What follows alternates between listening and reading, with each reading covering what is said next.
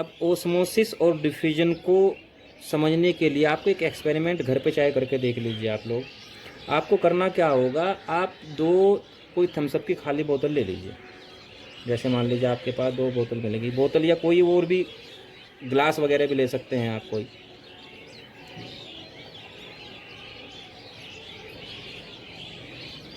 मान लीजिए आपने 2 बोतल इस तरह से ले ली। अब आप क्या करेंगे, उसमें बोतल में एक साइड से एक छोटा सा इतना सुराख कर दीजिए। कोई आपको एक पाइप ले लेंगे, कोई प्लास्टिक का पाइप हो या कोई भी इस तरह का पाइप हो, जैसे मैंने पाइप लिया है। तो इसी के हिसाब से आपको बोतल के जिसका डायमीटर है उसके हिसाब से बोतल में सुराख कर लेंगे, इधर भी और इधर भी।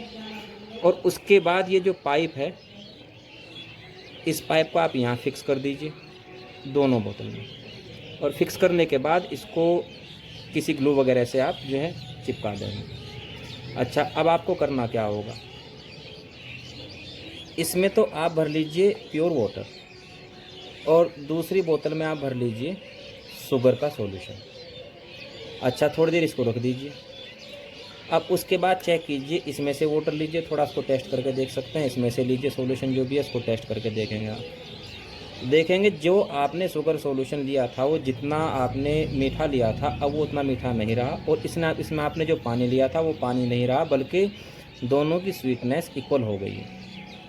इसका मतलब क्या हुआ, यानी कि इधर से तो वाटर इस साइड गया और इधर से शुगर के पार्टिकल इस साइड आए। और तब तक ये चलता रहा जब तक कि दोनों की कंसंट्रेशन बराबर नहीं हो गई।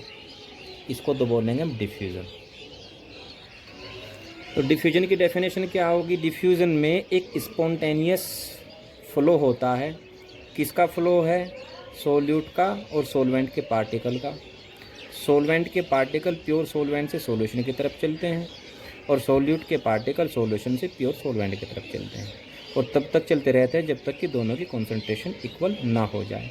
अगर हमने इसमें सोलवेंट और सॉल्यूशन ना लेकर के दो डिफरेंट कॉन्सेंट्रेशन के सॉल्यूशन ले रखे हैं, मान लीजिए इसकी कॉन्सेंट्रेशन लो है और इसकी कॉन्सेंट्रेशन हाई है, तब सोल्यूट के जो पार्टिकल है वो हाई कॉन्सेंट्रेशन से लो कॉन्सेंट्रेशन की ओर और सोलवेंट के पार्टिकल लो कॉन्सेंट्रेशन से हाई कॉन्सेंट्रेशन की ओर तब तक चलेंगे जब तक कि दोनों की कॉन्सेंट्रेशन इक्वल ना हो जाए।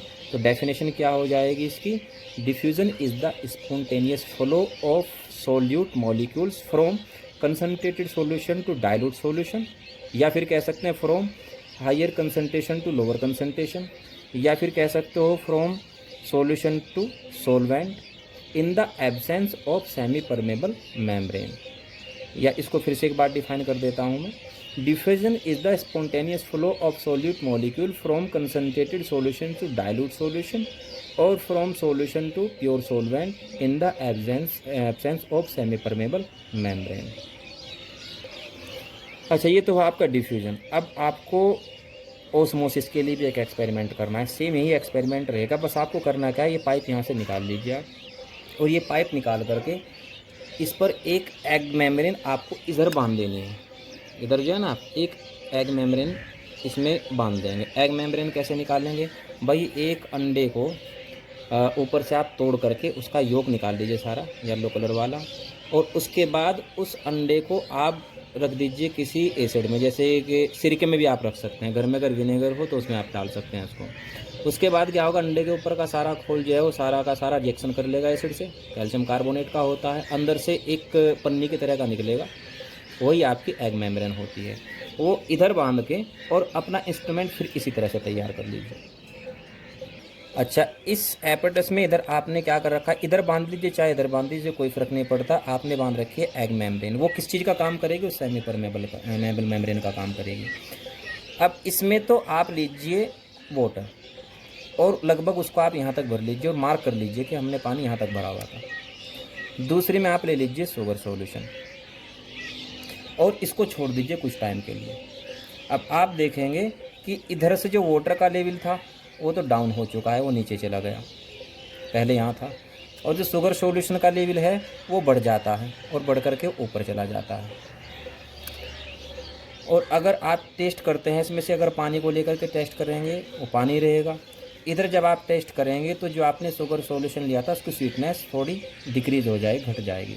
इसका मतलब क्या हुआ कि सॉल्वेंट के पार्टिकल सेमी परमेबल मेम्ब्रेन के थ्रू इधर आपके सॉल्यूशन में चलेगी। यानी कि एक तरह से डिफ्यूजन ही था, लेकिन आप जानते हैं कि जो सेमी परमेबल मेम्ब्रेन है वो किसको जाने देगी, वो केवल सॉल्वेंट के पार्टिकल को जाने देगी।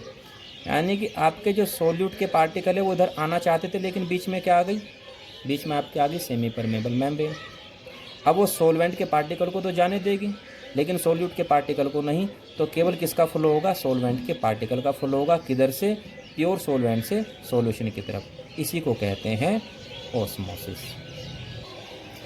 तो ऑस्मोसिस को हम कैसे डिफाइन कर सकते हैं? Osmosis is defined as the spontaneous flow of solvent particle और solvent molecule through semi permeable membrane from a pure solvent to a solution और from a diluted solution to concentrated solution. ये definition हो जाती है osmosis की। इसको आप जो है वीडियो को पॉज करके और इसके आप नोट्स बना लीजिएगा। इसकी डेफिनेशन मैंने दोनों की बता दी, वो डेफिनेशन लिख लीजिए आप।